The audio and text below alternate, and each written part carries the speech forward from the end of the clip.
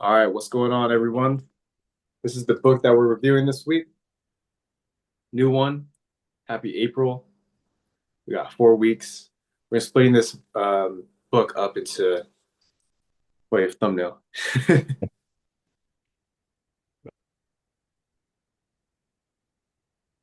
All right. So we're going to be splitting this book up into three sections.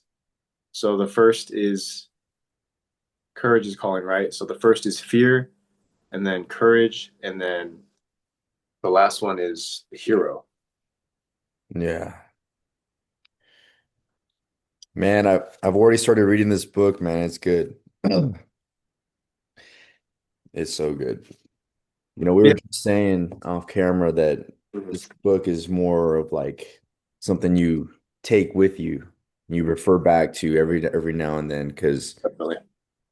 each part is filled with subcategories of these different I would call them different quotes that the author Ryan Holiday expands upon.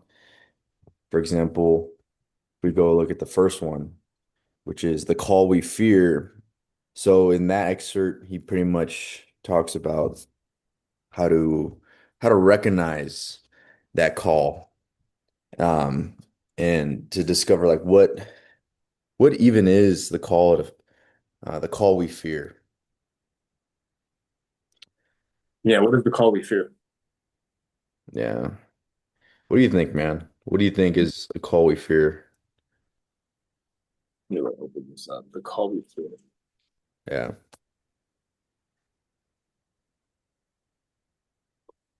Hmm. Can you remind me again? Yeah. So I'll just paraphrase it, but basically the call we fear is knowing that you need to be doing something you should be doing, Okay. but you're too afraid to do because of the consequences that your mind comes up with. Okay. So the thing that I remember that chapter. So the thing that you're supposed to be doing, but you do it, you're not going to do it like right Yeah. away.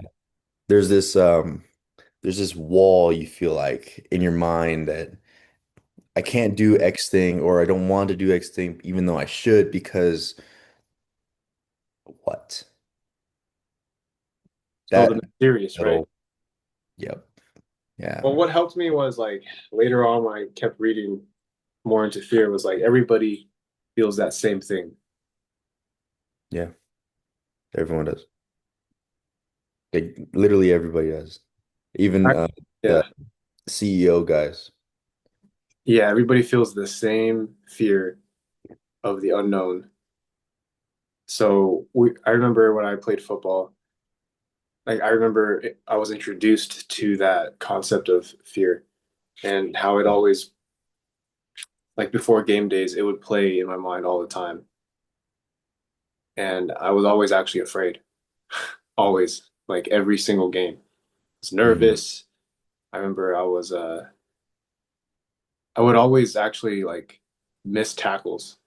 It was really bad as a young What do you guy, what do you think that was? missing tackles.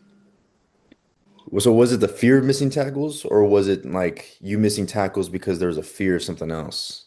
I think it was missing the getting, it was getting off of my game that I've been practicing for all summer for that. And I think Mhm. the fear was the fear of like not doing it properly or Mhm. like being judged that I'm not doing it, that I'm not doing the thing, and then that freezes you, right? All and that I think everybody goes through that. Yeah, that's a huge one, brother. You just Yeah, said um, what other people think about the decision that yeah. you're making Mhm. or how you would look.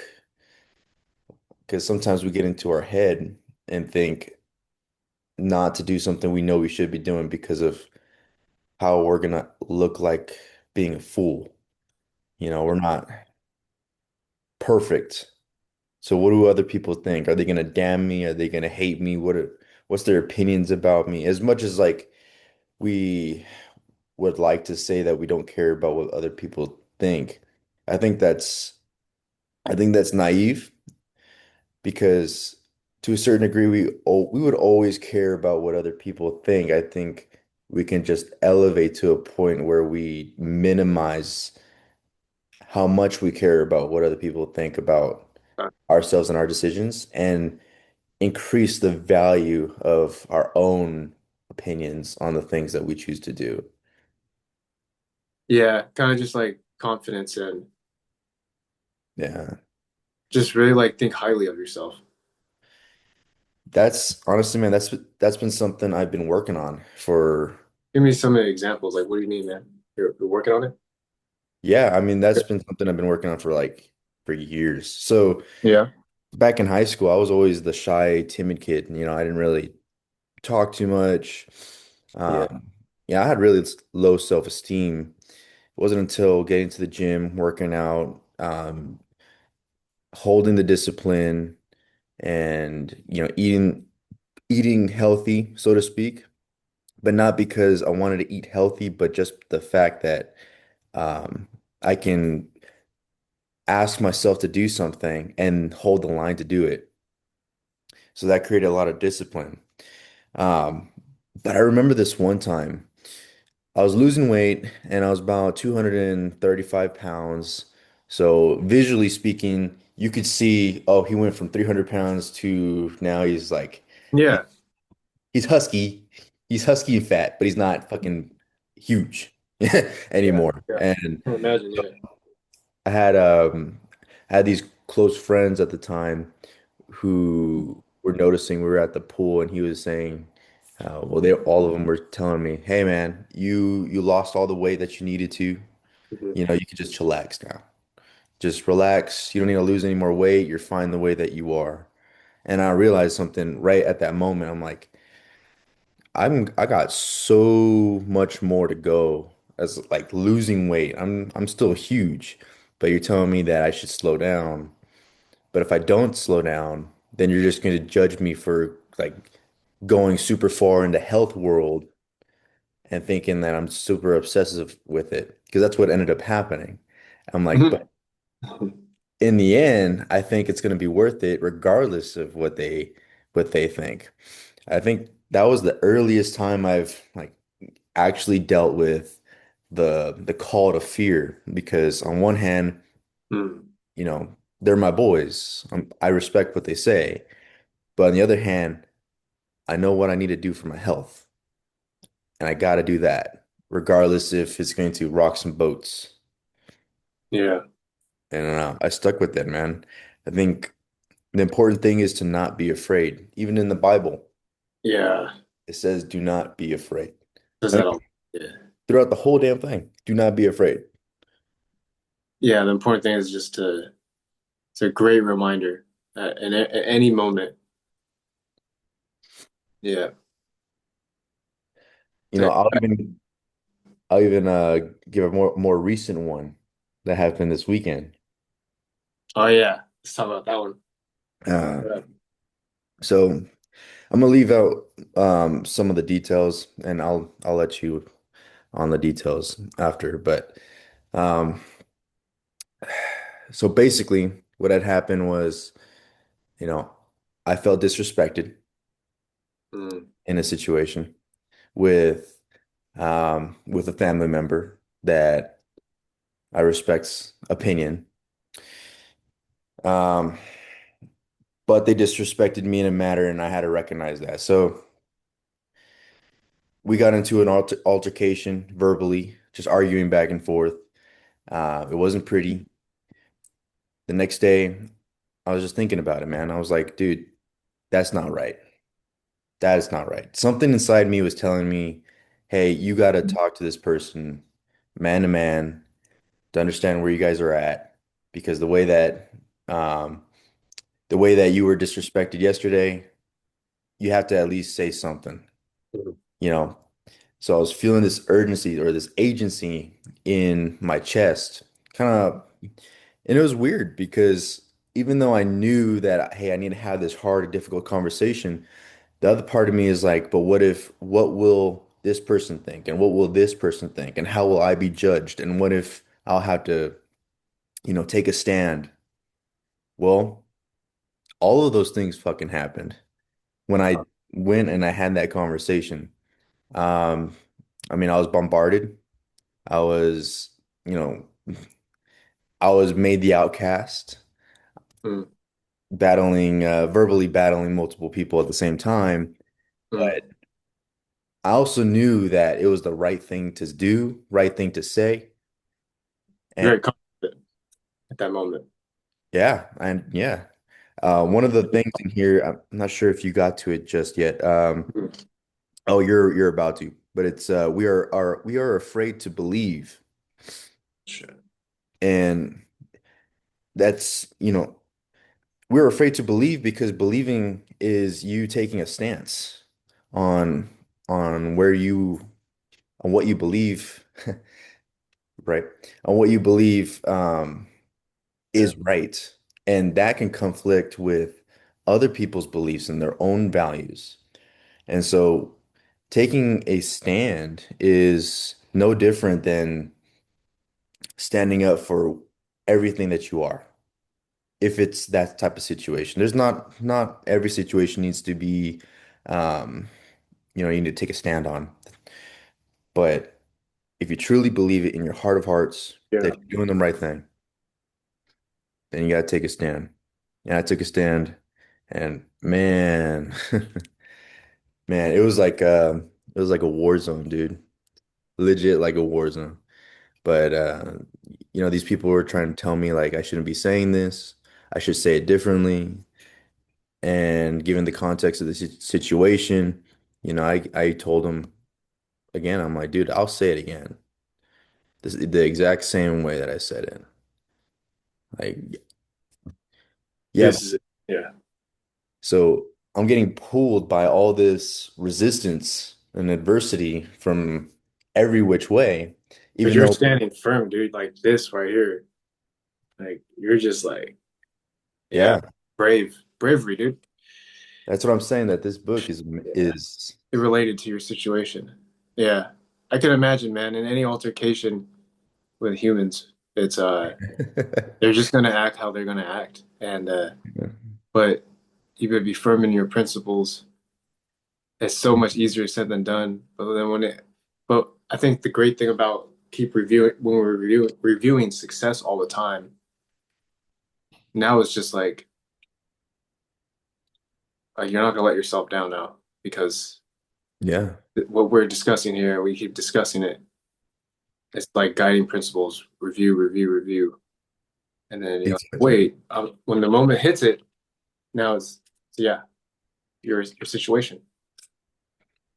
Yeah, this book is a good reminder to like, have courage in everything that you do, not just your work, but your family, Yeah, your financials, whatever it is, man. Just keep in mind, do yeah, not be afraid, have courage, be brave, yeah, and you'll definitely know when the time is right for you to stand up and take a stance for something.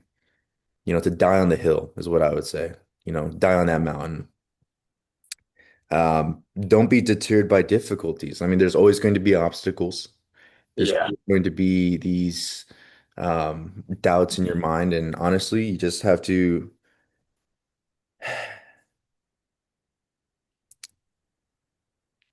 It's that saying, fear is a mile wide and an inch deep. We think of all these possibilities of what could happen, and it really isn't that deep. yeah. It really isn't. So another example is it's like the courage to do X, the courage to do Y, everything. I was reviewing my week on how I went through the fear. Um, and it's just the courage to just believe in your own ideas. Um, Yeah. an example for me is when I was at my employer, I was just I know I'm like firmly principled in Elon Musk's vision, right? And I feel Mm. like not a lot of people in different parts of your employment, people aren't going to believe in that. Like Yeah. really deep down, like when you get down to the bottom level, there's people that aren't going to believe in your vision. So I'm the guy that always believed in that vision since like 2013, right? When I first heard about the dude. And I've just been moving with a sense of courage to make sure that this mission is accomplished. And everything that I do when I step on the field of battle at 5:45 a.m., right? And I put together, it's been like a year, but I put together this project of making sure like this this teaching program. I'm putting together a teaching program for my team Oh, nice. on how to perform something in a certain way. Mm. And it stems from me wanting to teach people something that's very important. So I put it together, I put up a presentation, and I'm sharing it with everybody all the time. Like this is how we do it here. This is how we do it here. Share with the leads, with the supervisors, right? Like the whole team, the stakeholders, Yeah. right? And then one, I think it was Tuesday. I was sharing it with somebody, and then the lead, she was the night shift lead. She wanted to give me a shout out. And All right. I didn't Sick. know. I was like, okay, cool, because that shout out is like a Yelp review on your profile. Yeah. It follows you throughout your entire employment, right? Like your entire journey. So I read it and I was like, damn, that's exactly what like I am. Like Mm. I'm the example of our team's mission. And like I was like, cool. So like courage is calling, right? Like to stand up for your beliefs. Yeah. So I was like, all right, cool. I got something for the new quarter two, something that I've been like. So it's like that energy is always carrying. I'm carrying that energy with me all the time. Mm. This is the energy. Um, Another example, bro, is I remember like what led to that. Back in college, I remember I would teach people how to write for Mm. free. All right. So much to the point where I eventually taught a class alongside a professor. It was a writing class for engineers, and the people thought I was like the TA, like what are you doing here? But I wanted to master it so much that uh, I wanted to master writing, right? So much that like whenever I teach it, I build a community around it, then people I don't know, it teaches me better, right? No, it So that 100, yeah. 100% does. Just want to jump in and say that Mhm. it sounds like your courage call was rising you up Yeah. to take a step up in your life, to Mm. lead more people, to lead these people in your own employment, to take on more responsibility, I would say. Yeah, man, courage is calling. Like when I see Elon's vision, bro, it's like out of this fucking world, dude. I'm like it's like Literally, yeah. it goes literally like against all of like what we're trying, all the human things that we're dealing with.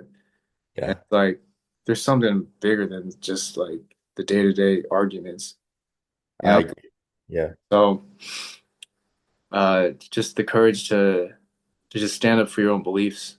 And after reading this book, I was just like, nobody really cares. Like everybody's fearful, right? Like nobody stop caring so much about what people think about what your drive is, or never question another man's courage, like one of the chapters, right? Hmm. Like you don't know what people are going through. Like everyone's going through some difficulty. Yeah. Yeah. I always say, like, had I had the same life as this person, I probably would have done the same thing.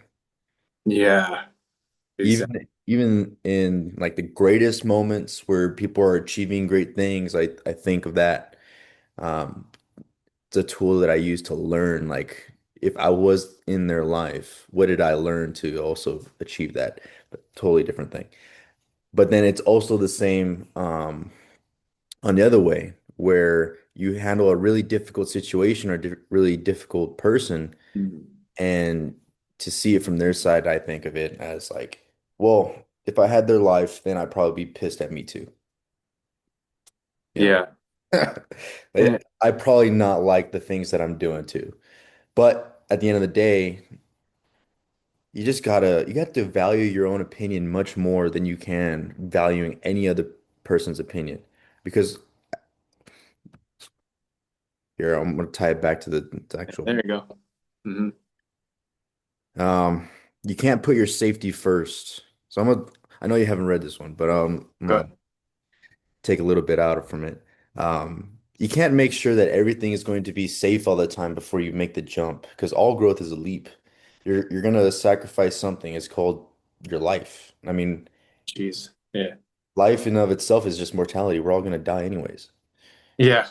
And I I think a lot of us just forget that, and we live in this safety type of box. You know, I'm gonna do this when everything's perfect. I'm gonna do this once I have this. It's like, Yeah. what if you just die tomorrow, bro? And then Yeah. you don't get to do that. So I think of Yeah. that, um, on a constant basis. And the last thing that I've read, I haven't read anything past this part, but fear, one, fear is showing you something. I think we got that. But the number one thing that I see is the scariest thing to be is yourself. Because that means no mask. That means that's just you, bare bones. Love that. Where'd you get that? Is that in the next one? No, that's still in fear. Still in fear. What section? That is Oh, page 67. 67. Yeah. Yeah. The scariest thing is to be yourself. You know, I'm thinking like not just not just doing your employer thing, right? Not just doing the work, but like entrepreneurship and getting your branded voice out there. Like you're still in that journey, man. You're finding your brand, and I'm Yeah. seeing it in your stories and stuff. And it takes some time, right, to build that. I was fortunate enough though in 2018 slash 2019 to take that leap when I left college to Hmm. go out there and find my brand, find my voice. And Was that the time that you had that brick and mortar business? yeah, yeah. Yeah. Like it was completely like out of the normal thing. Like when you graduate, you go to this, blah blah blah, you do this, like the path. Yeah. So I'm trying to relate it to like how you're going through your own story. So you can see some parallels. It's like there's always a path that like is the safe thing to do, like you said. And then there's a path of like, what if I just tried this? Hmm. And there's going to be a lot of failures. So I remember I never had Instagram, okay, before I started Instagram. Obviously, like I didn't start my Instagram until 2018. So Mm. I didn't even have like a brand, nothing. I didn't like put myself out there, right? But I was fortunate to just take that leap and start a business, fail the business, start another business, which is what I have now, and fail a lot along the way. Put myself out there, awkward scenes on the camera. Like, Yep. what the hell am I even talking about? I went from like this guy who's like trying to like this is personally how I feel like, because what you said was the scariest thing is to be yourself, right? So my Mm. interpretation of my marketing was like, all right, I'm this guy that helps people, and then I get frustrated. I was getting frustrated on helping people actually at one point It's frustrating. People, because like coaching people was different. I thought I liked it, and then that was like the courage is calling part, like the refusal of the call. Like I don't want to do this anymore, yeah. right? but I can't refuse that because that's who I am when I keep looking back. Mhm. Like helping people is who I am. So I gotta calm down a little bit and re revisit why I started the business in the first place. Why Yeah. why did I start wanting to help people in the first place? And So yeah, that goes into knowing your why. yeah, Like, I mean, that shit is so huge, man. I can't stress that enough. Because when you hit these obstacles, that's when you start thinking, like, why am I even doing this? it's What's good. what's even the point of this? And, you know, like my motorcycle schooling that I'm having to go to in a few months. Yeah. Um, I'm having to move upstate Oh shit. while my wife stays here for 14 months. Like, of course, we're gonna see each other every like weekend if we can, but it's a totally different change. I'm gonna be away from my wife, so I'm gonna I have these doubts and worries of like, is she gonna be okay? You know, and she has the same doubts as I do, but you know, the call is there. I have to do this. I have to go to this school to learn these motorcycle trades so that we can do something else at a different state if we want. But I mean, it doesn't make it any easier. The difficulties are going to be there. I also know that honestly, this is something that I wanted to be doing. Like, Yeah. I don't mind working on motorcycles to help people because I know how it feels to have. Um, so I was in a motorcycle accident a long time ago. For those that don't know, All right. Yeah. um, basically I got hit by an SUV, bike gone. I had to get surgery on my shoulder rotator cuff because of the whiplash. I didn't really break anything else, luckily. Um, Yeah. and even just resting after surgery, I was just looking at my bike, and I was so disappointed, man. It was such a beautiful bike. I'm like, God damn it. You were still looking at the bike when you're injured. I had Like, my like a damn, sling on and everything. to the Yeah. death. To the death. Yeah. And I had to wait a few months before it got fixed. But I'll tell you what, once it got fixed, even though I couldn't ride it just yet, once it got fixed, man, I was the happiest camper alive, man. I'm like, see, that's the second best friend to a human right there. You got a dog, and then you got a motorcycle. That's all you need right there. But and that's what I want to do. I want to get people back on their bikes, so that they can go out on the road and enjoy the road because I know how freeing it feels. I know how amazing it feels. You Interesting. know, whatever, problems you got at home, it doesn't even matter when you're on the road because it's just you, the road, the sightseeing and the world, and I think, I love cars, but that's one of the reasons why I prefer motorcycles because I can't get that inertia, that love for the world around me in my immediate vicinity if I'm in a cocoon, you know. But other people have their own opinions and maybe they think the other way around. So that's just how I think it. Yeah. So courage is calling pretty much your the refusal of the call is the situation you're in. Yeah, And man, yeah. I could totally not go to school, but then I'm gonna be refusing the call and I can't do that. Yeah. It's So how would you identify it Identify it. when, yeah, You're when you know it's time to do it?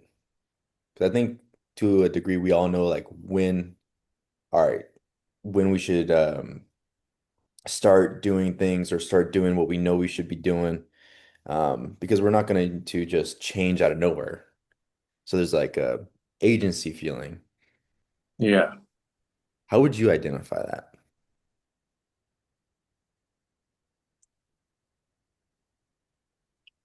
When it's time to do the thing, right? Um, when you just had enough, man. Like I think when you're failing already or Like when you're just so lost, like you're just like, I don't even know. Like you're just like, you gotta sit with yourself. You gotta sit in silence. Like right now, the sun's rising. Yeah. I've seen this scene so many times in my business.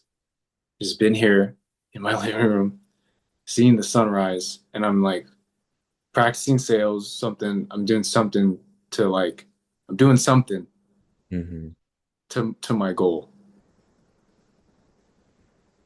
So you gotta really like just be alone and really ask yourself, if I die tomorrow, dude, like, what am I gonna leave? Like, Yeah.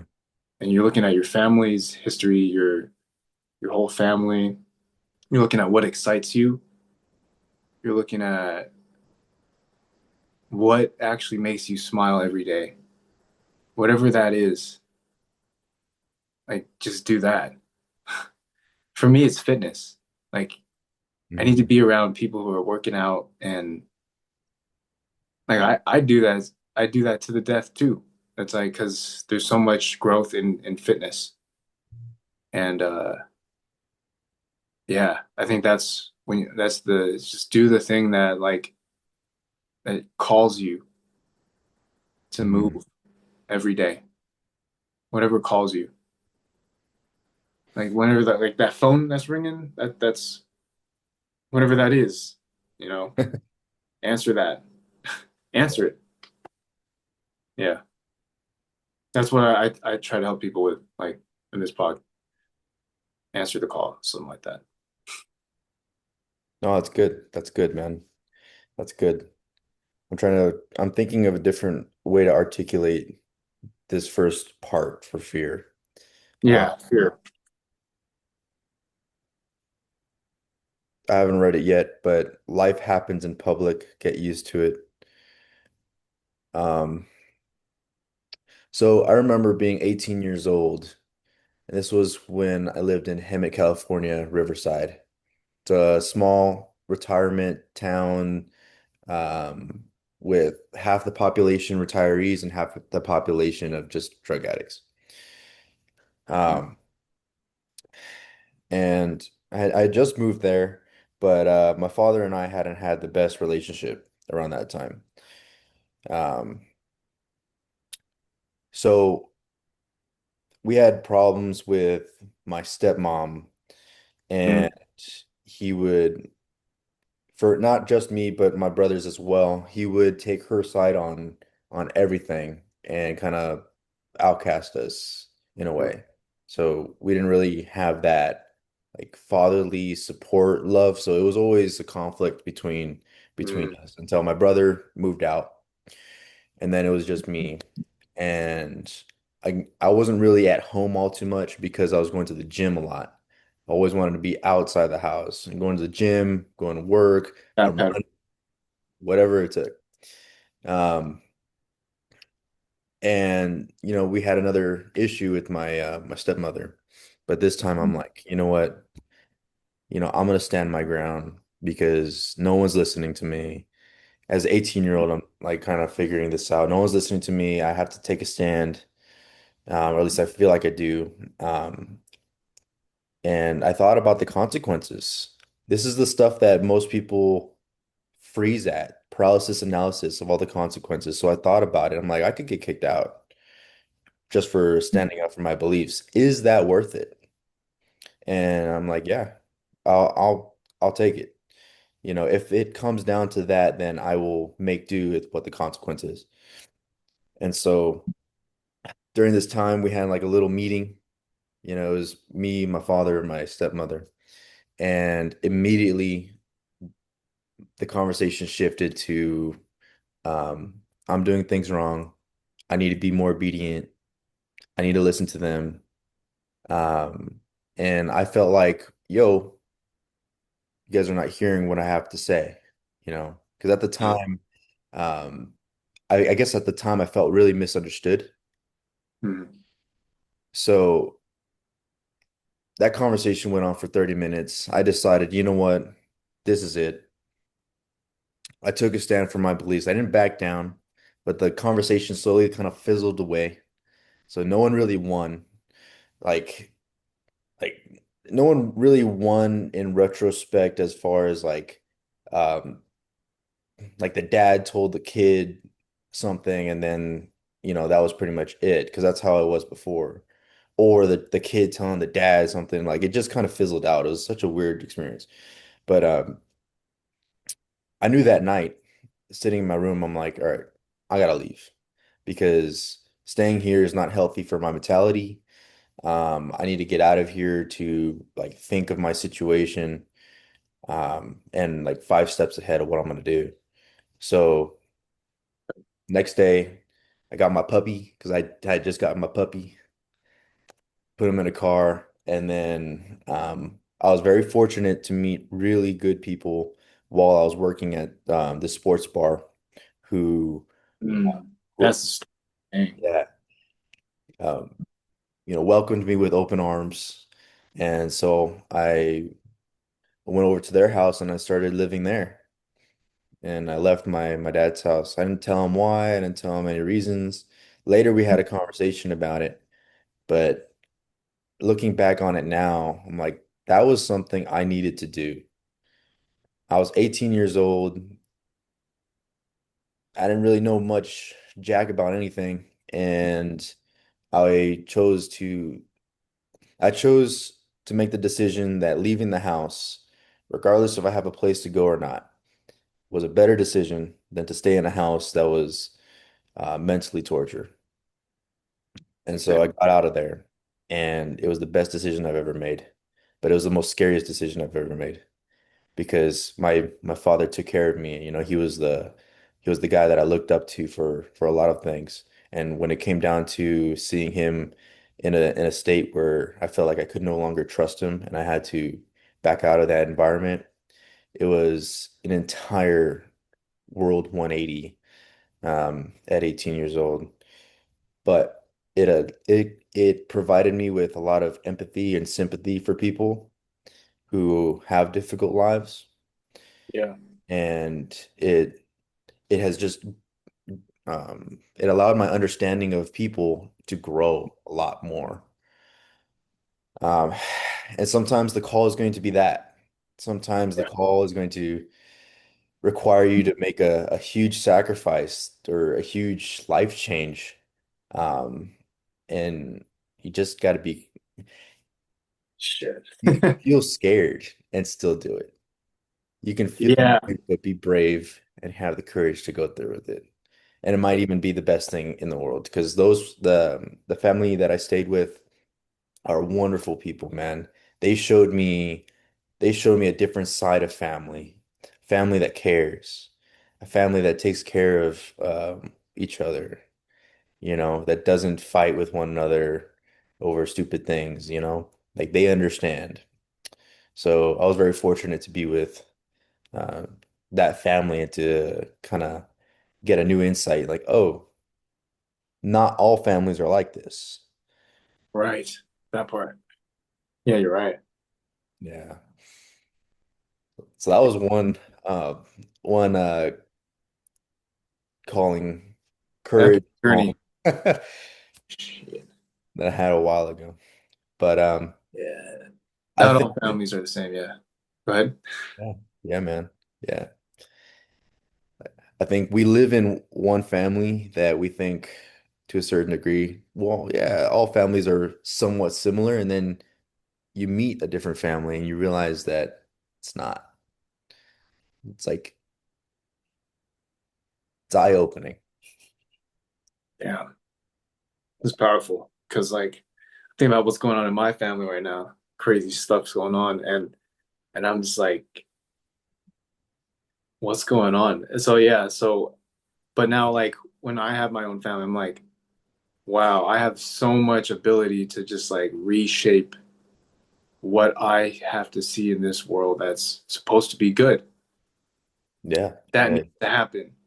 And in my business, that needs to happen. In my life, the way I carry myself, it's like, I'm not going to let this, whatever's happening and the difficulties, I'm not going to let that shape me into what's going to happen in for my future family. Mhm. I don't want to push, I don't want to bring all the, and you know what? The people in my, like, they were just trying to do their best. It's like they were struggling. They're struggling, hurt people or whatever, right? So, and I think in this book, it talks about when you're hurt, it's like that's good because you're always going to be hurt when you're going to be doing new things. But Hmm. you have to let, I mean, you just have to let that, you have to be like, you have to come come at it with a positive mindset. You got to just be very optimistic and positive.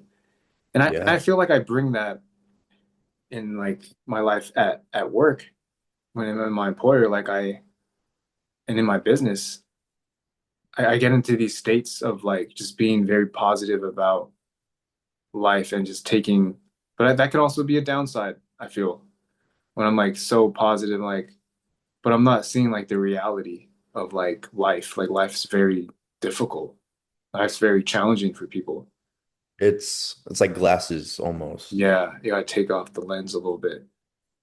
And not everything's just positive all the time, you know?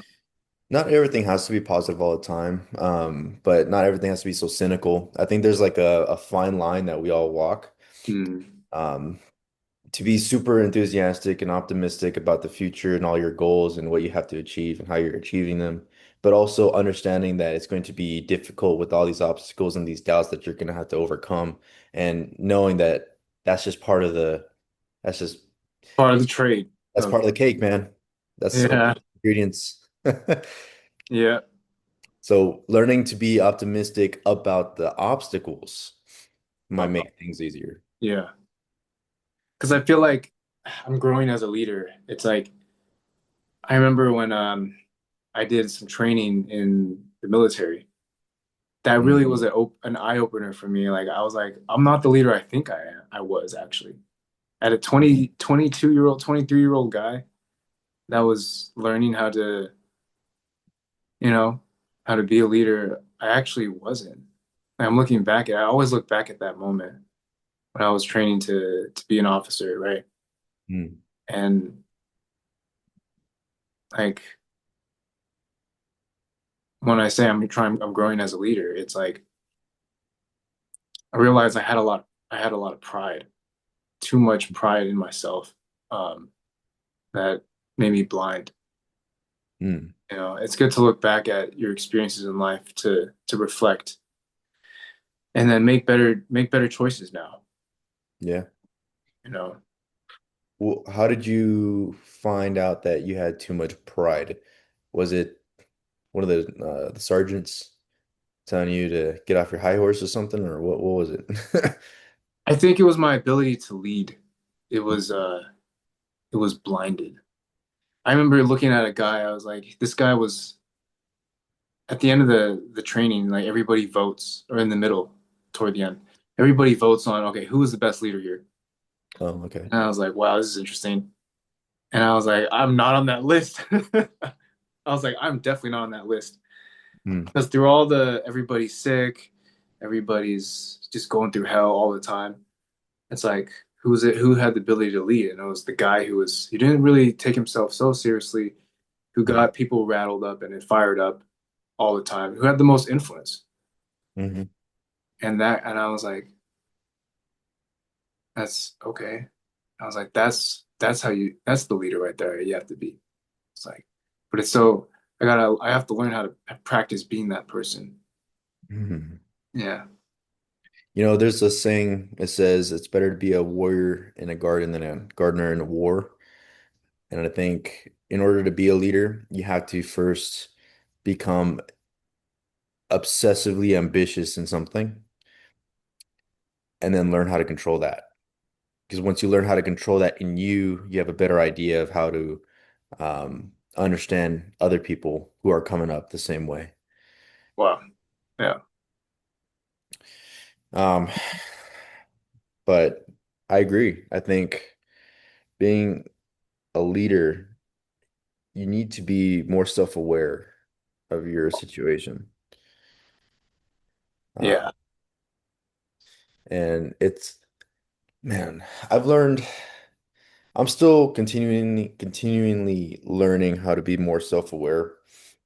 And part of How it is, so?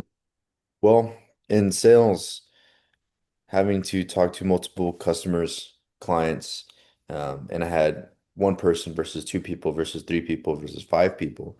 Sales is leadership. And so Mm, a lot of the times, if I wasn't if I wasn't confident in what I was doing, the people looking to buy the vehicle just falter, yeah. wasn't going to be confident in buying that. They'll be like, you know what, we'll just go somewhere else. Fair enough.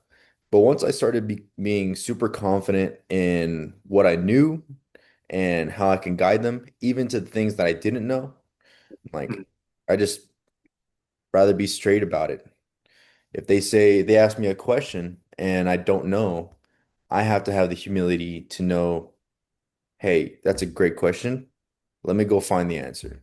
let me go find that, yeah.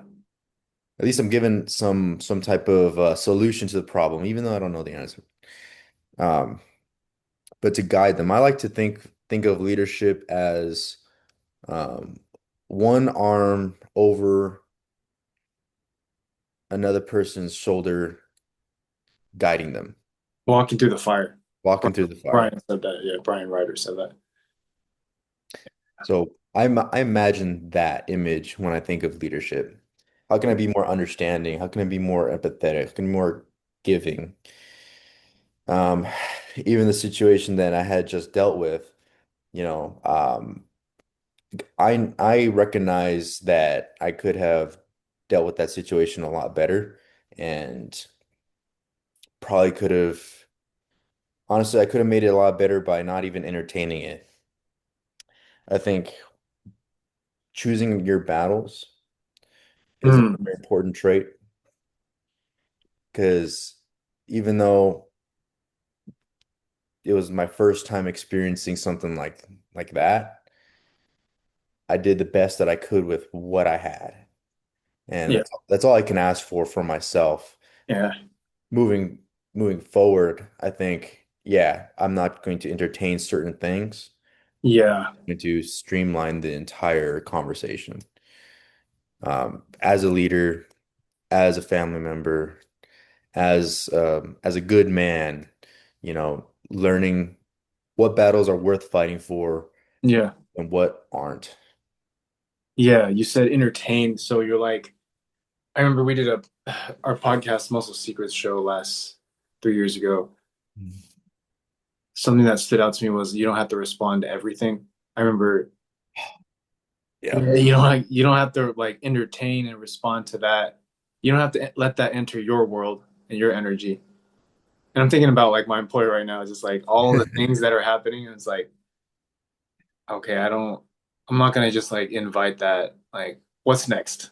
Like, okay, you're gonna do your little human thing. Okay, go ahead and do that. I'm gonna do this thing over here. Like, no, we're not gonna do that. We're not doing that right now. That thing. Yeah. Yeah, and dude, it's recognizing. You're recognizing what's going on and you're choosing that. Some people say it's like a bubble. You have a bubble around you, you know, Yeah. like, hey, you're in my personal space bubble type of thing. Yeah. Um, and that's, yeah, hey, that if it works, it works. Um, I think fear at its root comes from what other people think. Yeah. I don't know why that's always it, but it is. It's What it fascinating, is. Yeah. Yeah. but it's also an indicator. It says, well, if more people are saying that you shouldn't do something and are having a really strong opinion about it, but you know it's a right thing to do, Yeah. it's an indicator. It's telling you, hey, you should probably do that thing. Yeah. So it's like YouTube or like in the comment section or when you I'm thinking about all the marketing stuff I'm gonna do after this because the courage is calling. It's like I'm just gonna start voicing whenever you voice your opinion. I think it says in the book here, whenever you voice your opinion, Yeah. there's not something that is like so great that's not gonna have controversy. You just gotta stand in the pocket there. It's like everything. Like I'm thinking that as an online fitness coach, anything I say, somebody's gonna come at me and say the opposite, or like that's not right, or this thought, this, that. Mhm. Like I'm just doing the best I can to help the person with what I know, and I'm gonna keep learning. But You know, like, you know, well, to add, even from a marketing standpoint, you can jump on that and use that as marketing as well, yeah, using the controversy. There's this fitness guy that I watch for tips sometimes. So he posted a video. Well, he posted a video replying to another video of this guy doing an exercise and him saying like it works certain muscles, and this guy's like, nah, it does not work that muscle. all right, So that original guy posted another video of him replying to his own video about the muscle, and then the other guy replied again so it was yeah, like a sequence of five different videos just back to back of different guys. yeah, And I'm like, dude, that's a perfect marketing strategy because now he's kind of battling this there's influencer. talk, there's There's yeah, like some type of it's entertaining to watch, but it's also somewhat informational at the same time. It is a good strategy. yeah. It's like Kanye West, something, right? Like Kanye Wesley.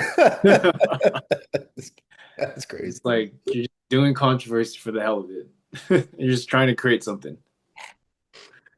Well, Kanye West is man, he's such a brilliant guy because he is what I would call the epitome of not caring what people think. Like to the max, dude. Like, Yeah.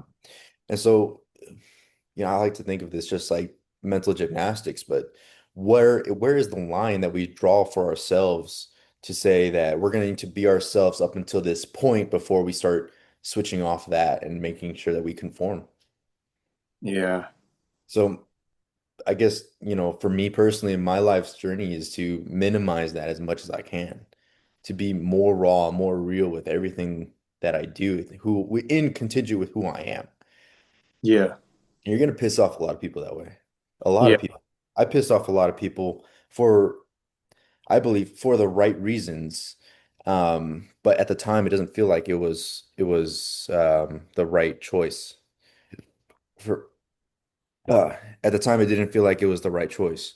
It always yeah. feels like I'm doing something wrong, or I shouldn't be doing something, or I should conform, or I should hush my opinions. And man, let me tell you something. I'm Hispanic. I'll tell you, I'll tell it exactly how it is. I'll tell you exactly what's on my mind if I don't think it's right. And I think, you know, not many people are prepared for that type of response. Um, and or know how to do it themselves. So when they see somebody else being 100% who they are, they kind of take it on themselves and try to find some excuse to it. Loose cannon. Actually, I just read this that these people would call these people loose cannons. They'll call him crazy. They'll call him doesn't know what he's doing. Oh, that person's lost. Any excuse that they could label this person just so that they could label them something because they themselves do not have the courage because they believe that they don't have the ability to do what they're doing, which is to be themselves. Damn. Man. And the scariest thing is to be yourself, I guarantee you. Because, okay, let's put it this way. If if you are yourself 100% of the time, right, then you're putting your ass on the line 100% of the time. Yeah, asshole. Yeah, And in the book, it was explaining this and articulating it. So I'll paraphrase. There's nowhere to hide when you're yourself. Your ideas are are out there for everyone's opinions to be shot at. Most people live their lives not being themselves to put up this front so that if that front gets castrated, they have this like cop out where yeah, that wasn't really me, so it's okay. But if you are yourself, that's all you. You can't hide away. You can really only take that for what it is or take it as constructive criticism because you can't hide away from yourself. Yeah. And some people want to live that way, I guess. Not be themselves. Too afraid to be themselves. They allow fear to stop them in their tracks, whether Yeah. it's an opportunity, whether it's saying something that they know is right that they need to say. Yeah. Yeah, man. Whatever is the right thing to do, just whatever you believe is the right thing to do with your moral code, though. Like, not like being like Mhm. a crazy psychopath, though. Like, you can't just like be when you be yourself. You're like do everything that's everything that you want to do. Like, let's say like your every vice that you want to do. Like there's a code, right, of like what you want to do. So I think that could be a limitation. Is that the limit, though? Right. Um, from what you're describing, every person has their own morals and values, Yeah. right? Except psychopaths who obviously do not. Hmm. So the limit is how much can you be yourself? And if you're a good person, the good person would be to think of ways that they can be a even better person. Of service, maybe. I mean, it could be Maybe anything. whatever you need. Yeah. I'm a guy who likes to be of service. I like to help people. But for someone else, it may not be that way. It may be that they want to work solely on one of their projects and that's it. Yeah. And that's fine too, because I think being Yeah. yourself has to come from a level of selfishness that you have to be okay with. Because I don't think Yeah. Yeah. like you cannot live as yourself without pissing people off. So I Yeah. think the limitation there is to break through what you who you are, what you are, and being okay with the consequences, regardless of what they are. Now, if you're a good person, obviously you're not going to do bad shit. If you're a bad person, maybe you are going to do bad shit, you know. But if I would like to imagine that the majority of people are good people, you know. At least the people I surround myself with, they're all good people. So from what I've seen, the more you are yourself, the better Yeah. person you can be for everyone else. But you Yeah. gotta let that fly. Because if people don't like it, who cares? Who gives a shit? Yeah. If love more people, care for more people, be a better leader, read more books, go to the gym more often, eat healthier, you know, do the selfish acts so that you can be the selfless person. Yeah. And that requires an immense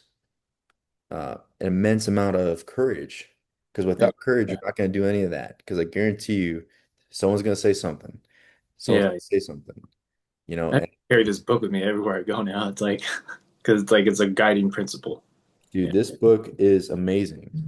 Honestly, I probably didn't have as much power as I did for this last weekend hadn't Before, I hadn't I read this book. Yeah. yeah, like really just Mm. when I'm reading this book, I'm always thinking about the application of it because what good is reading a book? I think my brother told me this. He's like, you can't just believe everything you read. Yep. You And put it in like practice. it's very practical. It's like, but if you put it into practice, you gotta always put what you read into practice. And then I was like, okay, that's the real change. Hmm. You just like read it. So yeah, I mean, there's truth to that because if you just read a book and you don't do anything with it, it's just knowledge. yeah. Applied knowledge is power, not knowledge itself. Exactly. This book is really good because um, I would say this, courage is everything we all have. We all have courage. And what this book is allowing us to understand is um, what courage is and how we can better use it for our own lives. Every day we're having to use some level of courage. We wake up and we hope that today we don't die. That's one level of courage. Now it's probably not front of mind as the same as it would be for somebody who's 100 years old, Yeah. waking up and, maybe I'll die today. Like we don't say that because that's not front of mind. Yeah. But there are things in our life that require courage, and this book helps identify that. You know, it's a feeling. It's it's gut wrenching sometimes, and it it makes you want to conform to the average of life. So what I mean by that is that how you know courage is calling is when you feel the resistance force of average. When you start to feel that, Yeah. that's one identifier to know that, okay, you got to do something or something is calling you because now life thinks it can just come into your head and try to make you conform to the average as everybody else. Yeah. And you can't please everybody. I'm thinking that it's like the virt there was a book that we had to read when I was in the Derek Moneyberg program Mm. called The Virtue of Selfishness. Virtue By self. It's Okay. by Ayn Rand. That's I think it was a philosopher or some activist. Mm. And it was like the virtue of selfishness. So it's a virtue, like, the virtues of Ryan Holiday or the Stoic virtues, right? What is it? Courage, temperance, wisdom, knowledge, or Yeah. right? Those are there's four of them. The courage is the first one. Yeah. Yeah, courage, temperance, wisdom. What was the other one? I gotta look, man. Yeah, the four virtues: courage, temperance, justice, and wisdom. There you go. Yeah, That brings up a interesting topic. yeah, Injustice. Justice. Um, one of the subcategories was don't fear decisions. So I think a lot of people live in this vague, cloudy area of um, thinking that they don't have to make a decision when them making that decision is still a decision. So what yeah. Indecision is decision. exactly, exactly. Yeah, And I say a lot of people live in that area because to actually make a decision is to put your ass on the line and to say that this is the direction that you're going in. And that's going to take a lot of people, a lot of other people's opinions and say, "Mate, you shouldn't do it. You shouldn't do it that way. You should do something else. You don't want to do that." And that's where our minds make up those type of that dialogue to make a decision, whether it's bad or good, you're never going to know. You just have yeah, to choose a path. And once you choose a path, live with it. Live with the consequences, live with the result, get better so that next time something like that can happen, you know how to handle that situation. But if you fear decisions, you're making a decision of paralysis analysis and you're ultimately letting the world choose for you. And that's not something that I like. I like to keep, I like to have more control in my life. So when I make a decision, um, here, I'll say it like this. Uh, so with the situation that I had to go through this weekend was with family members, and I ultimately had to take a stance on being making the decision and the unpopular decision. I knew that people weren't going to like it. yeah, I knew I was going to get argued with, and I did. I got argued with a lot of people that I was close to.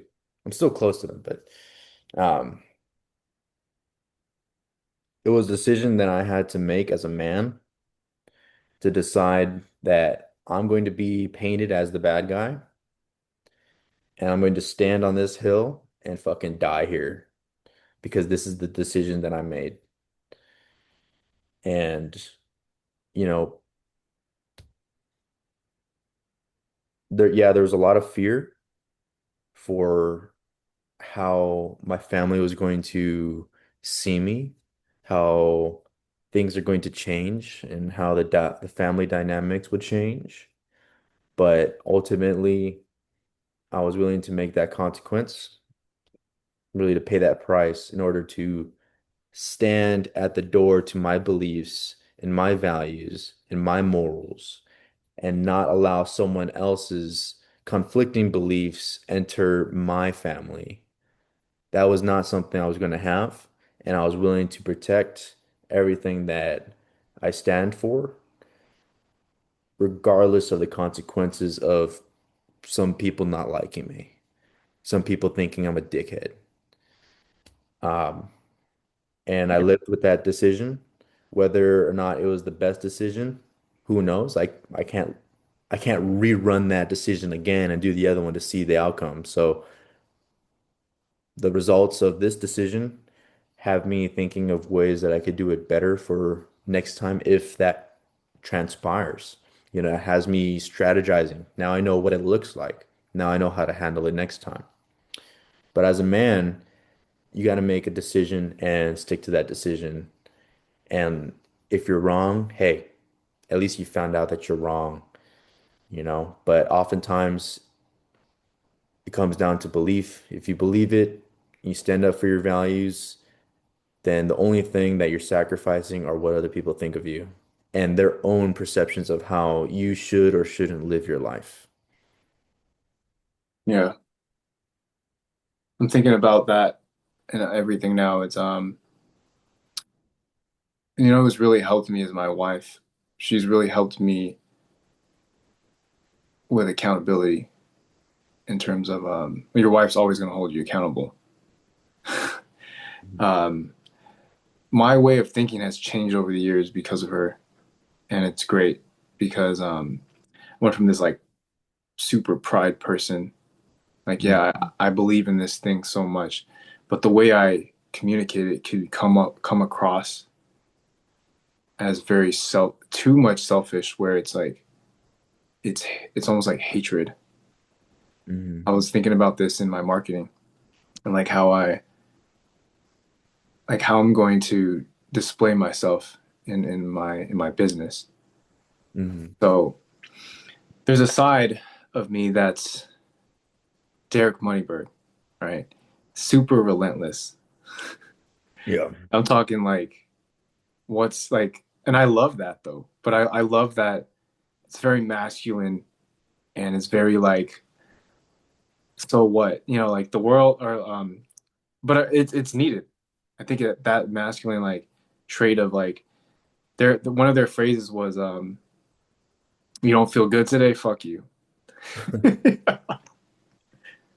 I love that shit, right?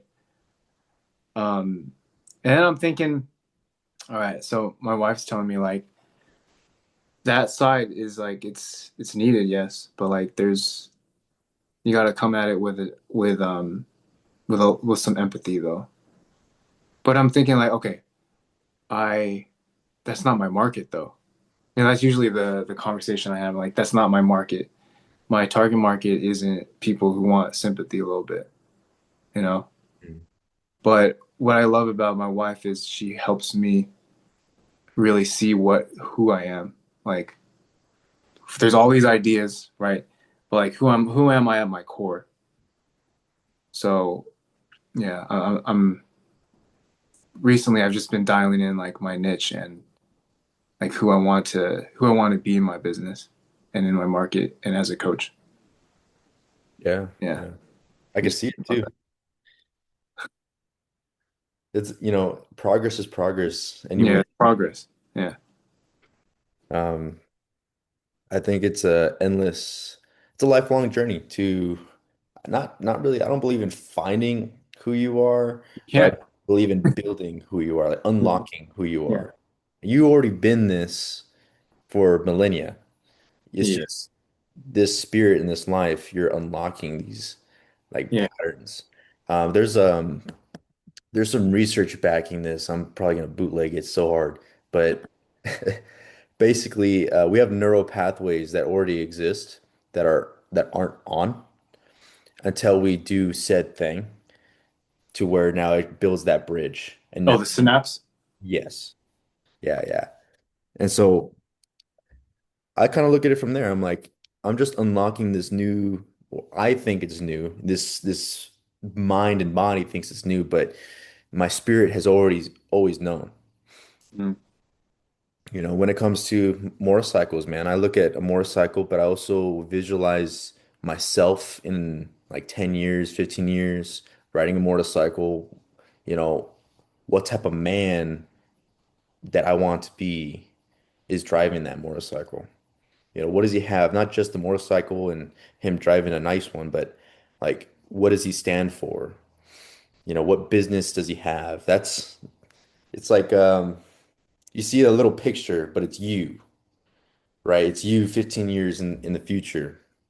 And then um, in that version of you, you have these little boxes in your mind and they're kind of shaded out. So you're just like, you're dusting off the dust and you're finding, oh, wait, I like doing that's part of me. yeah. That makes sense. Now, let me look into it.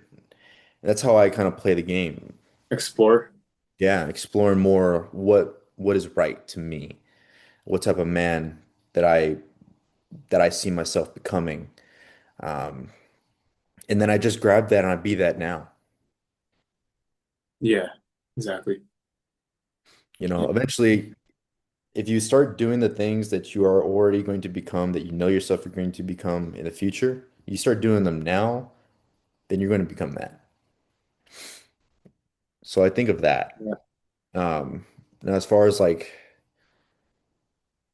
the different perspectives, I think my wife does get me to think of things in a nicer way. I think they all do that. Because like as the man, right? Like you're just a straight dart. Like I remember in my business, bro, like it's too relentless. It's like, fuck, dude. It's like, but that, dude, I almost it was imbalanced. Very imbalanced. Hmm. When you're a straight dart is I don't know. I always hear that there's no such thing as balance. Yeah, yeah, it's true. But like I said, like you're just gonna have to be that straight dart, but like in a more conscious level, I guess, right? With Hmm. our wives telling us, calm Yeah, down. yeah, because I think it also just how we have to communicate with these women is much different than us communicating to another guy. Mhm. Um, or even another female, like a stranger female. Because when we speak with our woman, we value their opinion, we value their feelings, wholeheartedly.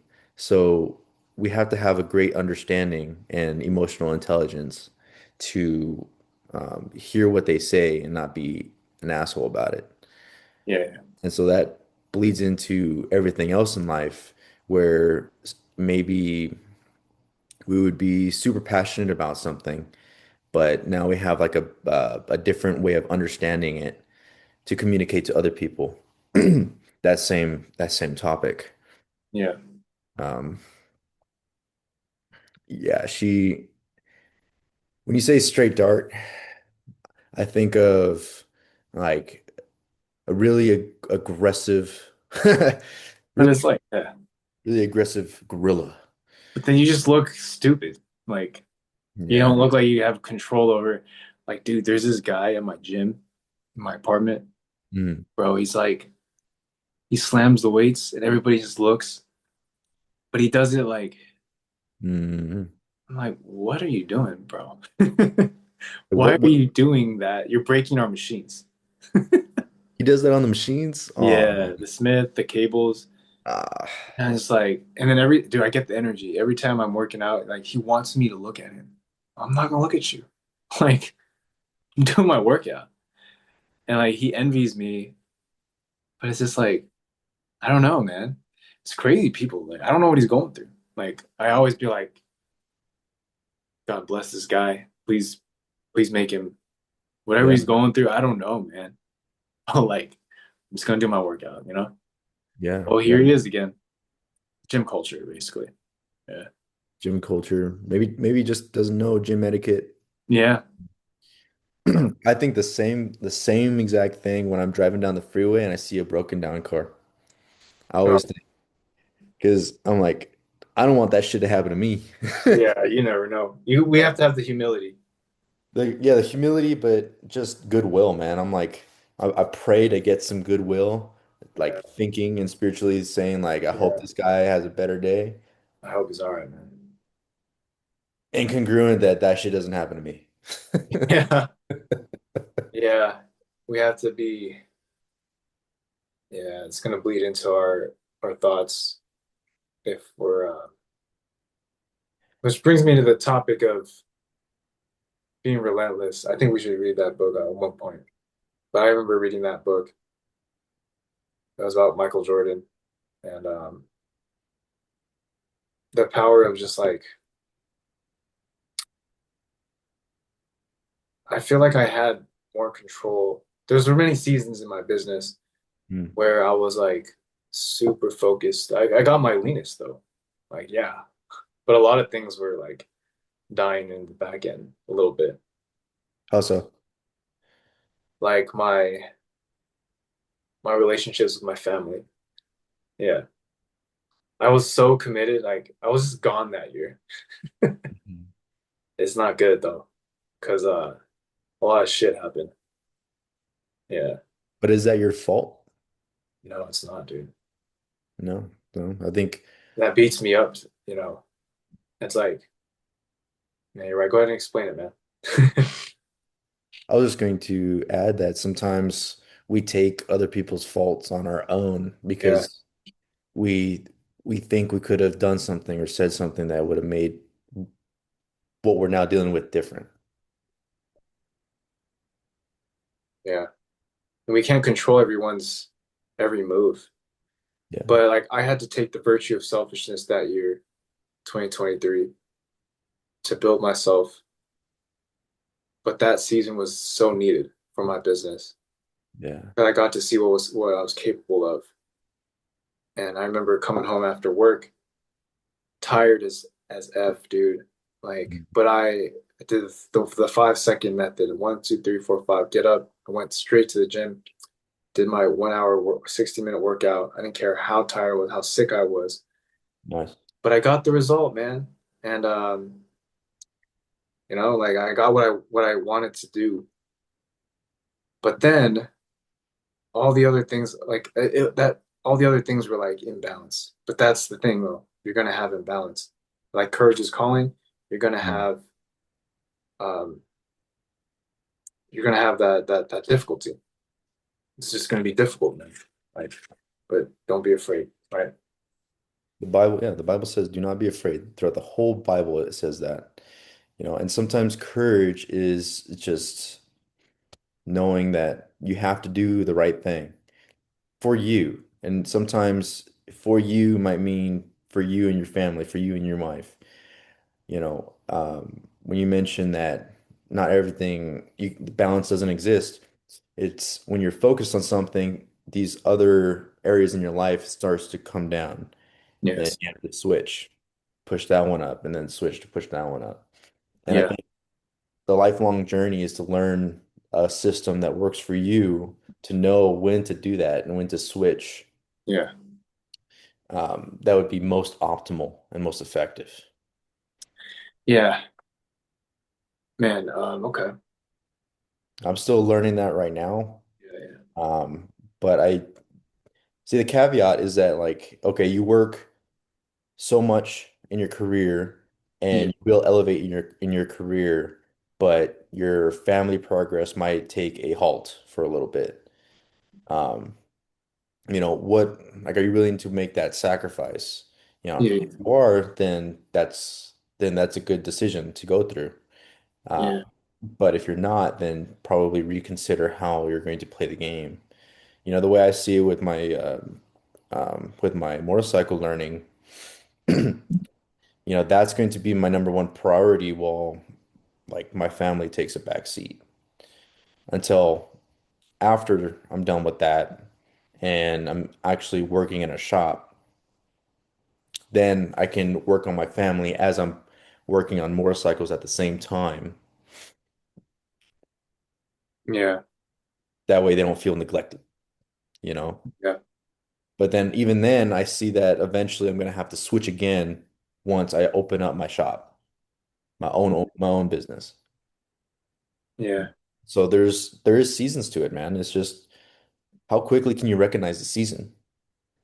And how quickly can you switch gears when you need to switch gears? Not when you want to switch gears, but when you need to switch gears.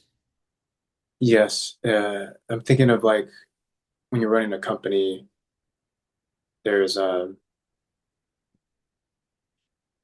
thinking like it's another level that we're not even aware of yet. I feel like when I feel like I've seen this pattern in people that are leaders that have businesses. I've seen a lot of people in my space, the fitness business, online fitness business. Mm. And I think what they're doing is, as a guy down here looking up at them, like I think what they're doing is they're building systems and they're building people up so that they can buy back their time. I think that's what they're doing. Like they're buying back their time by creating an efficient worker that can be on their side and run that business with them. It's like a family, same thing. Yeah, you said something very important. So you, I just want to point out, you mentioned that these guys are up here and you're right here. Yeah. Why do I feel that? Not even that. It's just I don't see the world that way. I see the world as we're all equals, but they have extra resources in this area or this domain of their life because they did XYZ things. Yeah.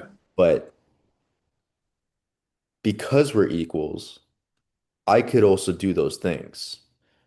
And Okay. it's just deciding which, like, which teacher, which mentor, which direction, and then learning from that person as an equal. And yeah, there are books on mastery is one of them by Robert Greene. Never Outshine the Masters from 48 Laws of Power. So yeah, there are like soft skills that we have to play into. But a human is a human. Yeah. We all have blood, we're all breathing.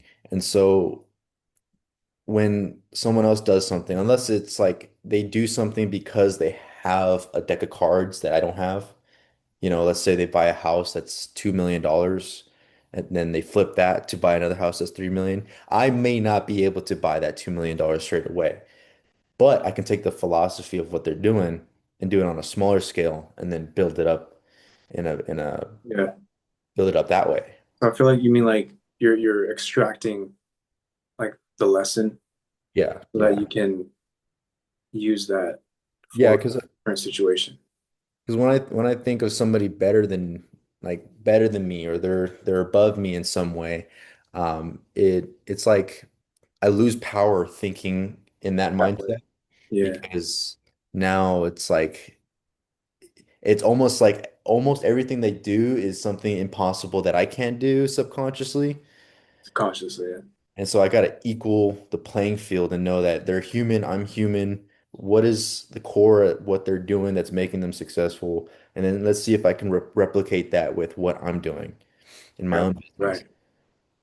There's a lot of Alex Hermosi stuff that I get, with marketing and Uh, sales. And so I have no investing into businesses like he does. B2B. Yeah. B2B. But the philosophy that he teaches is useful for the type of business that I'm going to make, you know? Um, so I really try to equal the playing field and see it from that point. Because I'm like, if I die, it doesn't matter. Like this person's not going to give a shit about me. Like he's doing his own thing. He's super busy. Yeah. He's doing that. Um, so if I look at it as equals, then it makes it easier to understand. You're right, man. Yeah, you're right. So it's one of those thinking of how you're thinking Yeah. and making a decision on what makes the most sense for you. Yeah, at this moment, at this season. Hmm. Yeah. Yeah, and fear is always going to be there. Um, I think fear is the largest indicator to do something.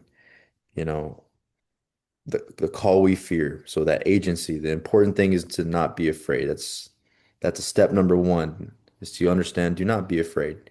And and to ask yourself, what is there to be afraid about if everything here is going to be gone when we die? Yeah. Try to defeat fear with logic. Yes.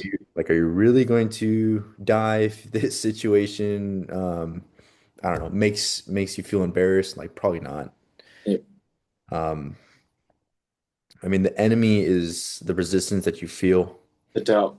Yeah. doubt, the conformity, just the average of what's around you, trying to make you conform to it.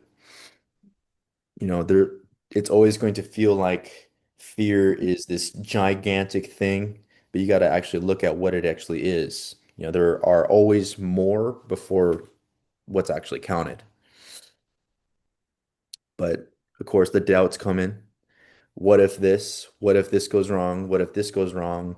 The probability of this going wrong is pretty high. It's like, yeah, true. And the probability of you dying is also pretty high. But Yeah. if you die, you're not going to care anymore. And if you don't die, you're going to live to live another day. So, what is that worth to you? And don't be deterred by all the difficulties either, because that's just a part of life. You're always going to have difficulties, always going to have obstacles, no matter what. So, what Yeah. does happen? Okay, great. Now you're having to live with Yeah. it. Life's always difficult. Yeah. So, focus on what's in front of you. Learn to be present.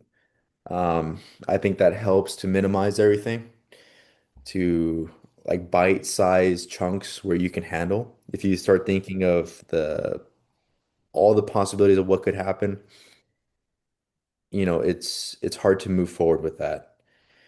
If you see someone else who is courageous and brave, allow them to be courageous and brave because you don't understand like how much they had to pull from within themselves just to just to be brave, just to be that courageous moment.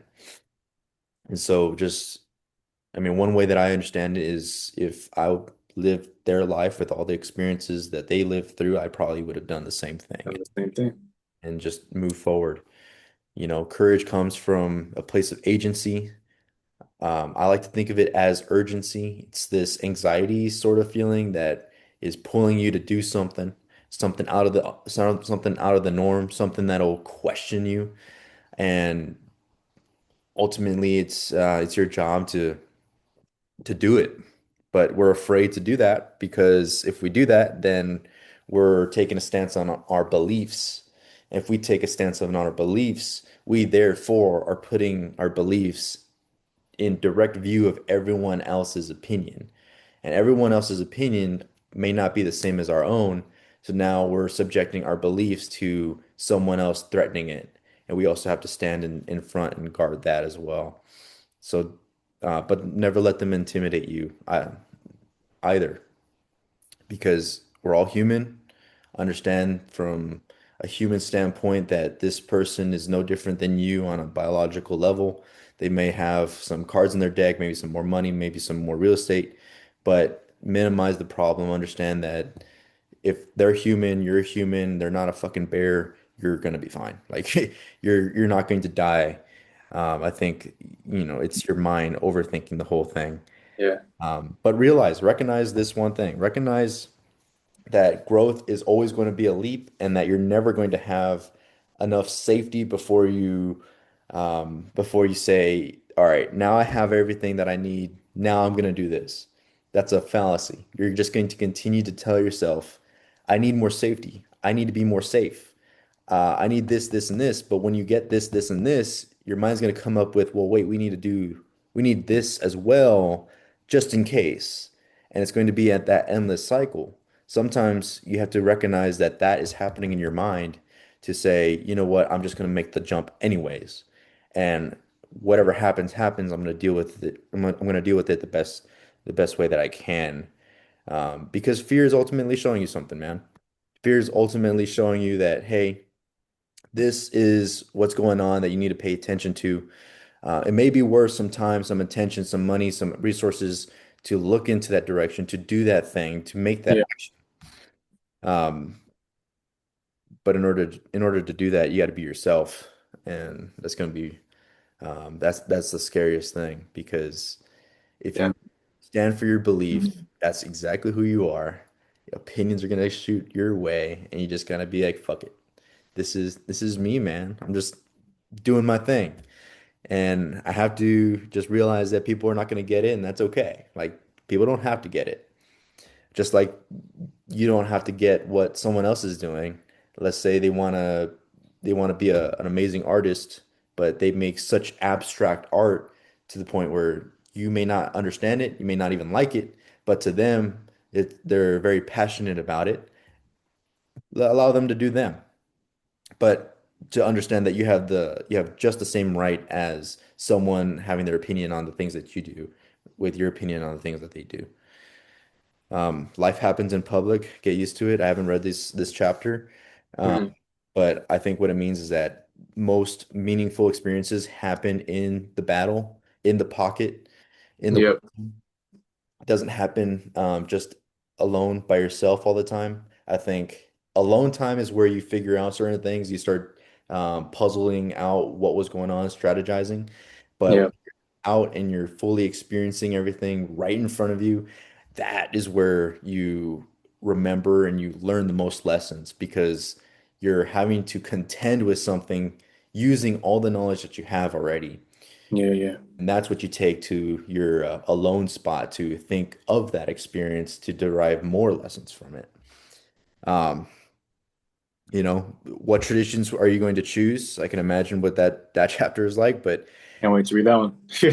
yeah, but I can imagine that that falls under your beliefs and what you want to do in your own life and the things that you would like to do that may be different than someone else. Yeah. A good topic would be I don't have kids, you don't have kids, but Yeah. um, I I've talked to couples that do have kids, and some couples have a way of raising their family one way, and then you have a different couple who have a completely different philosophy. Yeah. Yeah. And it's those traditions that you get to choose what you want to do, and don't be afraid to do them. Yeah. You can't be afraid to ask. In the Bible, it says, ask and and you shall receive. See. If you never ask, then you can't be mad at the fact that you never got that thing. Exactly. Um, and when we rise above, I would like, this is the last chapter in fear, but Yeah. when we rise above fear and be our courageous selves and be that brave person, we unlock more of ourselves and we achieve more. We're more passionate, we're more grateful, we're more giving. And I think we're more as a person because we're not held down by these fear cinder blocks, you know. But that's part one, fear. Yeah. Sounds like Batman. Yeah, yeah, Sounds like yeah. Batman's fucking sick. Sounds like the film, which they're working on right now. I heard Robert Pattinson's working on that. But that's What the is it, the fourth movie in the series? no, not Christopher Nolan's version, but Matt Reeves' version. Okay. Yeah, I think they're working on Batman with the Penguin and all that, and the Joker, which is going to be that one dude. Forgot. Yeah, I'm a huge Batman fan, man. I played all the Arkham City games and Oh, really? yeah, Nice. yeah, yeah. If you haven't played Arkham City, it's the best one. It's the best one. Yeah, that's good. Damn. Yeah. Okay, that's Fear, man. Gonna finish it up, Well, and if there's anything you want to add, go for it. yeah, man, just Fear is like study what it really is. For me, what I read from my parts of the book, it's just like fear is everybody everybody's experiencing the same thing, so it's not that serious. It's just like everybody but then the book asks, how come if it's so scarce, how come there's not a lot of it? I know, why Well, doesn't everybody do it? now why does not everybody do the thing then? Mhm.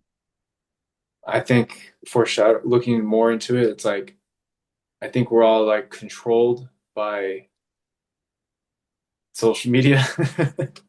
I think Yeah. we're all like distracted by another thing, whatever vice it is. We're always like we don't have geared accountability podcast, bro. We don't have accountability to do the courageous things. We don't have a community. We don't have why is there fear? Why is there so much fear going on? Well, there's no accountability, I think. There's no like community, there's no somebody checking in on you on your goal. Yeah. And that is not courageous in itself because you're not subscribing to a community that's going to help you. So what did we do? We created that community, That's right? why we're here. Or you're like you're listening, whoever's listening out there, the guy that's like us. Yeah. Man, no one's listening to this right now. No one. It's There's too no early one. for this. It's too early for this, right? And then it ends up getting like 5,000 views. Yeah, soon enough. Yeah, it will happen. It will happen. Yeah, I think this podcast, there's a different feel to it, you know? Yeah. I think our ideas are much more coherent too. Um, I try to be entertaining for you guys. So hopefully that's working. Um, but yeah, man, I think just having some type of accountability really helps with fear. You know, I do agree with that too. Without accountability, you can't force yourself to do something that you're afraid to do anyways then. You know, if you're accountable and you say, I'm gonna do this regardless, you're taking accountability for yourself to put yourself through this fire, to learn Yeah. the lesson, to go to the gym, to eat healthy, whatever it is. Yeah. You know, you're taking accountability for yourself. You're Find the accountability in others, I think. The ones that are around you the most. how do you how How we does do that? someone find that? Well, you tell them. Tell them what you're doing. The ones that care. Um, I feel like I can find accountability. Well, when you talk to somebody you haven't talked to in a while, there's accountability there. Probably just gonna chat it up with you. Mhm. What's going on? It's up to you if you want to tell them like what you've been working on or how much you've grown. So what pinpoint the accountability with that so that people will know how that helps each other. Because Well, you and I, an example. like When we, have set time to meet and do a podcast or have a conversation. yeah, You when know, you hit up a when you hit up a friend, you're not just like hitting them up. Like, well, I think we need to talk about friendship now. Like, why are you hitting up somebody? Why are you even like, when somebody's giving you their time, you hmm better goddamn like have something to say that you've been working on or something. You gotta be of value, right, to others. yeah, be more valuable to others. Yeah, by working on yourself, by virtue of selfishness. Jim Rohn said, you know, and I live by this quote. He says, you know, I'll take care of me for you if you take care of you for me. For me. Means to work on yourself, personally develop, learn new styles of communication, become more, because think of what that would do for our friendship. Yeah, make it elevated. Exactly. If you continue to grow, and I know you will, into the man that you would like to become, Yeah. that will only strengthen this relationship as far as our friendship, as far as you and your wife, as far as me and my wife. It'll only just promote more positive growth for both of us because then you're going to have new ideas. I'm going to have new ideas, and you can grow from those ideas. And then our brands are going to be even better, and it's just going to like feed into the brand. Yeah. And your personal brands are just gonna be even better. And then soon enough, the business is there. Yeah, Yeah. exactly. Man, I have some ideas for the new content I'm looking to make. So far, I've just been Yeah. rehearsing. You've been studying. I see. Yeah, yeah. I'm like, all right, I kind of like this type of style. So, I'm very close to getting my motorcycle, and once I do, I'm gonna start posting riding videos. But I'm gonna try a few different camera angles. I'm gonna try the first one with right in front, and then I'm gonna try How are one you gonna do that though? Like, panoramic. Well, they said they is it have these stick? little camera that can sit on your chest, or the GoPro Oh, the on, GoPro. Yeah, yeah. Okay. There you go. or there's a GoPro that sticks out from the motorcycle because Got that hella safe with that too. Can you only imagine? Yeah, yeah. it's gonna be So I got interesting. few ideas of how I'm gonna do it, but I want to eventually turn the page into a cruiser bike, get that type of feel, and then also make videos on like certain bike fixes. So start introducing the more of the mechanic. Mechanical. Yeah. Yeah, nice. I used to do that with cars, man. Oh yeah? I used to post little videos of like fixing my car, taking out the alternator, Oh fixing yeah, yeah, yeah. I remember that. Yeah. fuel pump, battery, whatever it is. Uh, Something. Even though I wasn't as interested in cars, I'm still not as interested in cars than I am for motorcycles. I enjoyed helping people.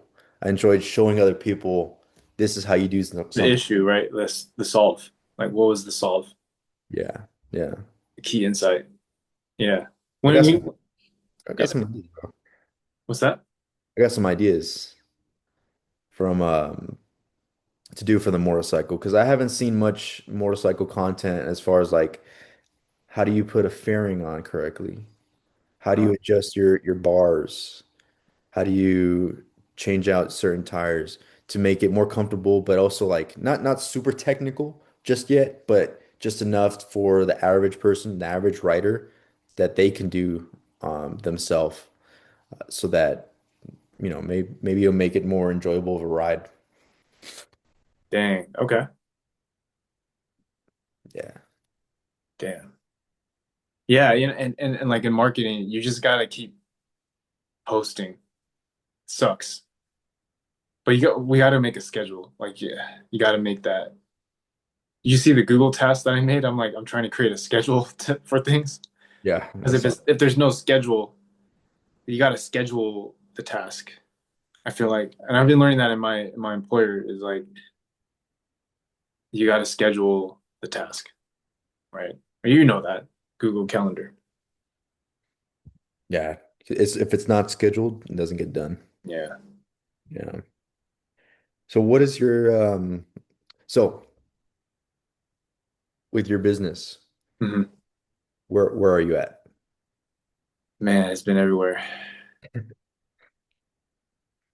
Happens. It's like I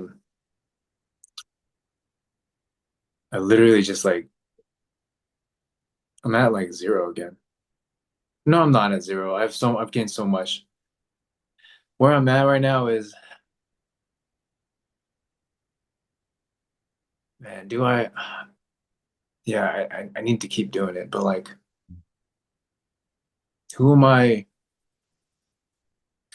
I think I need to dial in my target avatar. That's where I'm at right now. And I need to speak their language and then make that content.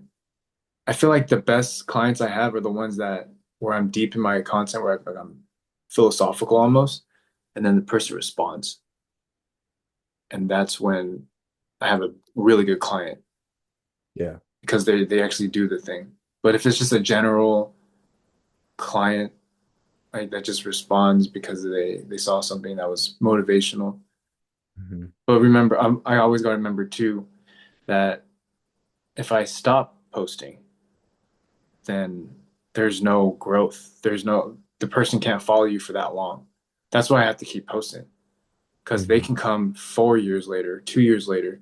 The Mhm. best clients I had followed me for like 5 years already. they follow the journey. Well, remember back to HTT. Yeah. We both know how to market. Uh-huh. We've been taught how to market. We know the copyright, the type of videos. I think it's just about dialing in the avatar first and then executing. Yeah. I mean, my biggest problem for me is I don't have a motorcycle to make the videos on. So that's my number one fucking priority. Okay. And then make the videos. And then getting started. Yeah, and What just about like creating videos on you discussing it well, that you're going to start this business? Because BTS is a big thing. If you think like is that the anime? no, sorry, behind the scenes. Okay. Yeah, behind the scenes is a thing. It's like when I Yeah. did Motive Eats, the meal prep company, I remember we were doing just like behind the scene videos on stories. That's the reason why like I post more stories than actual reels, which is bad. Uh, Mm. and I just got comfortable just like behind the scene. Like, let me just put this camera here. Like whatever. People are always interested to look like what's going on right here. So True. I believed in that Gary Vee principle, and I was just like, that was back in the day though. But like, I don't think people like watching reels more. But yeah, just put something out there, like about it's because courage is calling. It's the same thing. Something. Yeah, and I like that. I like that. I guess I gotta figure out what can I show behind the scenes that would be relevant into the type of avatar that I want to reach. Because if Because if I you don't have don't, I don't how have are a you gonna know? motorcycle right now, but what Yeah. can I do? Um, I could post some of the content that I did before and maybe something like choosing the new bike, what I look for. Hey guys, I'm looking for a bike right now, and I don't know. I'm thinking about this. Um, and you're starting the story. You're planting the seed of the people who are going to follow you 2 years down the line. That's how I got to think about content too. Like when I'm making this, sometimes I get lost. I'm like, dude, this is taking way too long, man. Like, God damn, I just gotta like. Then I'm just like, let me just post this damn thing. Like, I have this thought. I'm just gonna like post it, Yeah. and then I'm just like, but then a lot of people watch it. I'm like, a lot of people are watching, and I look hella stupid. I feel like I look, but like, I'm just gonna do it. No, Leonardo DiCaprio doesn't watch his movies. he doesn't because he has to go work on the next one. That's what I see a lot of. He said on an interview that he just doesn't like watching his movies. It makes him feel cringe. I don't like watching my own stuff either. Well, to study it, but Yeah, I force myself to watch myself on these podcasts because I'm like, oh man, I could have said that way better. yeah, yeah. I Yeah. remember watching my old videos here. I was like, "What the fuck am I even saying?" Because I'm, Bro, fucking same. yeah. Episode one, like, what are we talking about? But it shows growth, and that's like Yeah. I You just see what I'm saying? roll Because back to that. somebody, yeah, when you watch episode one, now you already planted the seed. That's what marketing is. They're going to see the growth, the jump. So Mhm. that's the constant reminder for me is when I'm making something, somebody's watching it, and then 2 years down the line, they're going to be a 10-year client because they saw it. I know exactly what video I'm gonna make. See, bro? I'm gonna make a video where I'm looking at different bikes on Marketplace because that's where I'm looking for my motorcycle. I'm not gonna buy Yeah, it from a dealer. Uh, yeah. Talk about it. Talk about I'm gonna show that, and then I'm gonna show me going to said place to pick up the Yeah, motorcycle and then the ride back. yeah. Get a stand like one of these. You know? I got a tripod. Oh, Yeah. yeah. When I'm making content with my wife, I remember we were walking down because every Friday we go out, right? Mm. So I put a stand there, and I was like, "Hey, let's put this stand right here while we're walking," and then and it just creates interesting content. It's like that I'm not just this fitness guy. Yeah. like actual life. So I'm playing into that. People like that more. I'm like, all right, I'm gonna find my content eventually. Yeah. Yeah. Well, you found out that people, the viewer likes to be, um, they like to be included as if they were there too. So Yeah. this type of content makes them feel like they were a bystander, just like like watching. Watching. Mhm. Yeah. And oh, dude, I don't know if it's most people honestly, but um, from the content that I've seen, a lot of people enjoy watching other people's lives. Um, they find that entertaining. Yeah. Well, think about it, like who started like recording. I just look back like I used to watch Casey Neistat.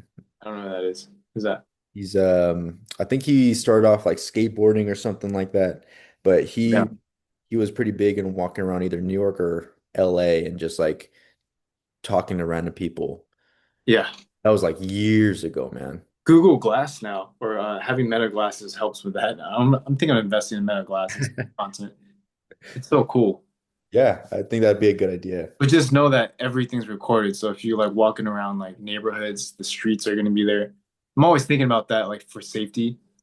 Um, Man, it's like, One of my buddies, he's a old friend in high school. He wears those Meta glasses and yeah, he posts content of kind of like cash grabs, like for yeah. content wise. So he'll go to homeless people and start giving them cigarettes and alcohol and beer. Uh, You'd go to like these construction workers. So you see like these like really tweaked out people and they're like, "Oh yeah, thanks man, thanks man." He's like yeah. helping out the I've community. seen that a lot. That's a famous one right now on And the dude racked in like 1 million views. So Damn. yeah, I mean, it's a Yeah. fucking good idea, bro. So courage, man. It's just like I think having this conversation is like just don't just like post the thing. Like, cause I read up on Gary Vee back in like 2017. I've been watching a lot of Gary Vee recently. Yeah. Yeah. Yeah, Gary Vee 2017 when he wrote that book. I forgot which one it was. It was like that yellow one. But that's where my brother and I we started like just post the damn shit. Post the damn thing. Just Yeah. cause yeah, just post the fucking thing. That's what I got from it. Once you post it, it just gets easier. Yeah, you're building the habit, atomic habit, right? Just gonna build up on itself. For me, it feels like I'm better handling the resistance that I feel with posting content. Because I get that block, the same block when I don't post for a while. I'm like, well, Yeah, dude. it's gotta When be I watch your stuff, dude, I'm like rooting for you, bro. When I see it, thanks, man. it's like, dude, the content's there. There you go. And but when I go blank, Mm. sometimes I get caught. I'm just it's like okay, like just give grace to yourself. Like I'm going blank for a little bit. It's fine. Then I come right back. Yeah. That's what I notice about myself to keep going. So one thing for you to remember, bro, is that you Yeah. have content that has, really good view numbers. So you are more than capable of creating another piece like that. We just fall into those little like dips when we don't do it for a while. Yeah. And it doesn't matter what content piece you put after, just do the best you can Yeah, you do the best you can. Yeah. and allow the gears to turn because this is geared accountability. Yeah. Yeah, exactly. Yeah. Yeah, and then it becomes easier, man. I mean, dude, you're an extremely smart guy who knows how to post good content. You just gotta have courage, man. Yeah. Yeah. I'm gonna hop back in HTT, dude. I've been out of that thing. That's where the accountability is. Like everybody there has 9 to 5s like me, just like it's crazy. Do you know Leo Siller? He sounds familiar with He's only coaches Mexicans. He speaks Spanish in his content. okay. Yeah, him and I used to train sales, but he blew up, man. I love it. All the guys that I used to train sales with, they just blew up. I So I had to be around those guys, you know? then he's doing something right. Yeah. And I realized like I was just there at the tip. Pause. Yeah.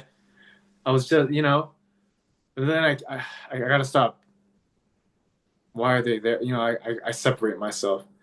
Like Mhm. we all did the same thing. We were all at the same time. So yeah, I just gotta have that belief. Like I got this. It's just like And let's hey, put systems in place. um, we learned this in HTT where um, I think it was the marketing guy who was telling us to look at these pages that are doing well and watch their content, read their copy, and then try to recreate that exact video. Because what's going to happen is that algorithm is going to pick that up for your video and Yeah. match it the same people that that video is going to Yeah. and copy it. Just keep doing that. And honestly, bro, you can even go as far as reaching out to one of these guys and just asking, like, hey, man, like, you've Yeah. grown so far, and that's awesome. How did you do it? Yeah, you're right. I'm trying to do the same thing over here. What's the bread and butter, bro? What am I doing wrong? Allow them to teach you. Everybody loves to be a teacher, but having the humility, it says you can't be afraid to ask. Just ask. How are Right. you doing this way? Because I'm doing the same thing, but you know something that I don't. Because that's really what it is. It's just the ignorance of the missing knowledge piece that you need for your business. Because if somebody has the same business and they're doing super well, and you're doing the same business, there's a disconnect. Yeah. There's What's something they know that you don't know yet. Yeah, exactly. Yeah, Okay. Dope.